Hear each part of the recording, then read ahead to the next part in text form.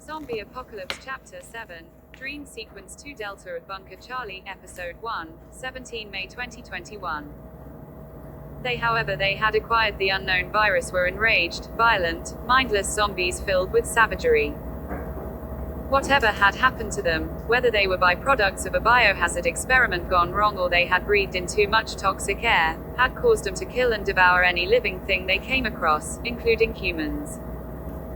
We designated them as afflicted things. These afflicted things commonly bit and tore into the flesh of their victims. Usually once afflicted things had gotten their blade-sharp teeth into their victims, there wasn't much left. Afflicted things avoided human intestines.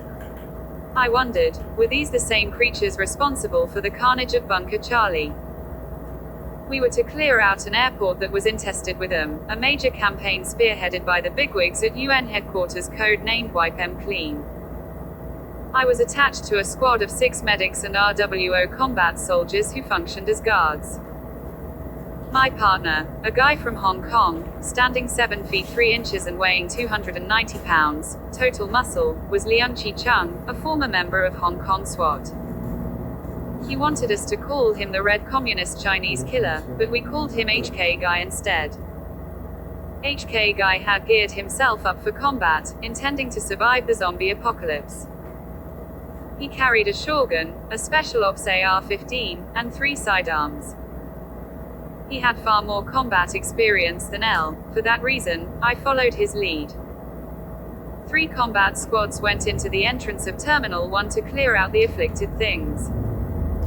A host of other squads had been tasked with clearing out other parts of the airport. The UNHQ bigwigs wanted Incheon International Airport in Seoul cleared of afflicted things so that airport could function once again. The medic squad was 25 meters from the 3rd squad. Thus far, nothing drastic had happened. The lead medic's radio was filled with shouts and screams, accompanied by a horrible uproar of agony and distress. Firefights erupted as all the other squads cleared every part of the airport. It sounded as if our guys were taking some heavy hits. Repeated requests for immediate evacuation and medical assistance were heard from almost every other squad clearing the airport, accompanied by pandemonium amid the firefights. All 6 medics were veterans of this type of conflict. The screaming didn't affect them. Their backpacks were twice their body weight. Each carried a sidearm M9. HK Guy was in front, the 6 medics were in the middle, and I was covering the rear. The leader of the 3rd squad spoke into the radio, doing a check with the lead medic. Doc. Radio check. The lead medic responded, 25 meters behind, all go. Suddenly, loud firefighting erupted, so communication with that person went out. The lead medic warned others with her stare. HK Guy checked the tracking device to ensure that we weren't farther than 25 meters behind the last combat squad.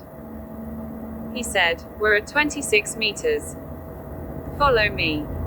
We turned a corner, where HK Guy paused with his weapon pointed forward.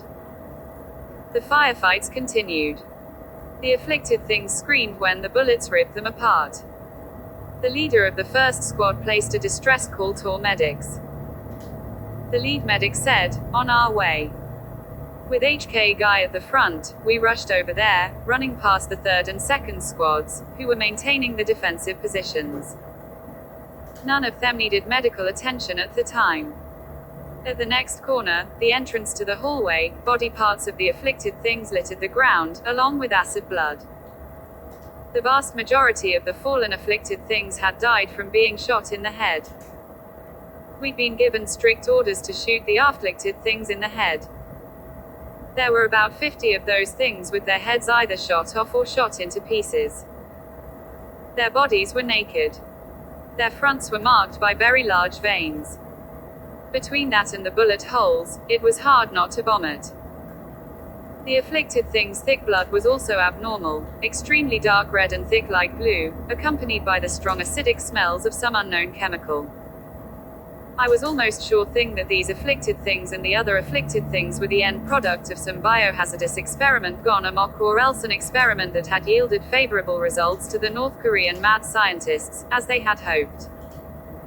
Either way, the 3 combat squads, among others, had been mandated to kill on sites without fail. To be bitten by one of the afflicted things was a guaranteed death. We reached the first squad. One of the soldiers had been bitten in the neck with a large chunk of flesh missing, exposing the veins and fatty tissue. Those who were helping the soldier were extra careful not to touch her blood. The lead medic evaluated the soldier, then told everyone to get back. The soldier was dead, yet her body was twitching in every which direction. The lead medic signaled for HK Guy to shoot her in the head. The very moment HK Guy raised his shotgun to proceed, the leader of the first squad tackled him. The two began wrestling with the others watching. Both got back on their feet. The leader of the first squad yelled, "You're not shooting her head off." HK Guy pushed his opponent against a wall, wagging his finger in his face. The height of the first squad leader was about 5 feet 6 inches, and HK Guy was well over 7 feet 5 inches. Once the shorter guy realized that it would be useless to try to fight against his foe, he pulled out his sidearm and pointed it directly at HK Guy's face. The lead medic yelled, "Take your weapon away from his face, or you'll face court-martial." The leader of the first squad used his left hand to take out his second sidearm, which he pointed directly at the lead medic's head.